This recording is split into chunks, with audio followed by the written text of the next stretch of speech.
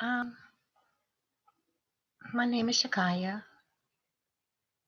and I'm coming today to talk about um, just in general what's going on around us and how we as individual people are not taking what we have been given seriously. We have um, time that has been given over to us that we as a people are not taking advantage of this time, the time that only we know when it is getting close. I I come today because I'm kind of tired. Don't know how to express it. But I listen to people all the time talking about what we should do, what we shouldn't do, how the white man has oppressed us, how the black people are this, how the Spanish people are that, Latinos is this. And I mean, and we just go on and on and on with nothing but complaints, complaints, complaints. But there's really nothing happening. Nothing is really taking place. I mean, we have small people that are protesting. We have some small groups that's doing this and some small groups that's doing that. But that's not enough. We have to come to a place where a big multitude, and I do mean millions of us, need to come together and unite as one and be able to tear down the sickness and the disease and decayed government system that we have here today. We think that just doing one thing by an impeachment of one man is going to change things or make things any better. No, it's going to make it worse. And then you think we in a mess now. This is a place where we're about to process a war. Now I don't know if you know who's watching TV and who's paying attention to the political world and what's going on around us, but people, we are about to experience something very, very strong and devastating. And instead of us sitting around and complaining and sitting around thinking that everything is okay, because see, we are fat. This country is fat. It is full, fat, and greedy. And it has gotten so greedy till it leaks and it reeks and it smells and it's bad, to the point where we think that it's okay to tell our children that homosexuality, having man and woman together raising children, is okay. Now, I think at this point in our life, it's getting pretty bad. When I can go into the bathroom and then a man can walk in there saying that he is one of me, but he wants to use the restroom while I'm in there, no, I don't think so. I'm not liberal like that. And I don't think anybody should be liberal to the degree where we think that it's okay for someone to tell themselves that they have been born wrong. Because that's what you say when you decide to want to change your gender. See, people, I'm not the one to be continuously trying to say that it's okay to be this way, it's okay to be that way, it's okay to do this, it's okay to do that. No, it's not. If I can be beat up and get chastised and corrected by my heavenly Father who chastised me because he loves me, then I will chastise those that are around me, because I'm not going to continuously allow people to do and say what they want and act any kind of way they want and think it's okay. It's not. It's not. And we don't stand up to do nothing. All we do is turn our heads the other way. All we do is just decide we're going to not be that voice, or I'm not going to say anything, or accept it for what it is. No. When the true leaders and the what we call heroes, those that stand out amongst the multitudes, those the ones that have been stomped on and trampled on. See, their life was really pitiful and very, very sorrowful. Why? Because they spoke up in truth. They tried to defeat against and go against the flow of things. And see, when we go against the flow of things, that's when we get the enemies and people come against us and we lose friends and we don't have people that want to hang around you anymore because now you're starting to speak against them. You're starting to go against the flow. You're starting to stand up for what's right, starting to stand up for truth. And see, when we stand up for truth, there are many that will come against us and will try to destroy us and take us down because, see, we're not in the multitude. But see, that's not what this is all about. We're always talking about the government and what it's doing to us. No, we're doing it to ourselves. Each one of us have to have accountability for ourselves. And so the government is the way it is because we allowed it to be this way. The foreigners are in here because we have allowed them to be here illegally. We have allowed these things to happen, people. And so it's no sense of sitting around, keep complaining and talking about it. Matter of fact, I'm sick of hearing myself talk about it.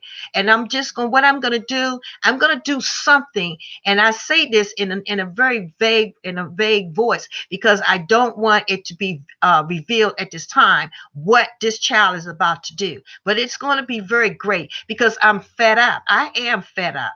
And it's got to take extremists. It's going to have to take a person that really, really, truly does not value their life so much till they're afraid to face enemies and adversaries and people that may come against me. I don't care about that. What I do care about is my innocent little souls that are coming into this world that is being put into a world of corruption and sickness and disease and filthiness and greediness. That's what I'm concerned about. I'm concerned about my grandchildren and my great grands and my great great grands that's coming behind me. That's what I'm concerned about. Why should I be concerned about myself? Me is done with. It is time for us to think about the future and the children that are coming here into this world. And we need to get ourselves together and we need to get it to the point where we can try to raise our kids up right, to understand truth, to understand righteousness, to understand to do the right thing, to walk away from what's wrong. It is necessary. It is necessary for us to start standing up and being the parent that you need to be. You were put here for a purpose.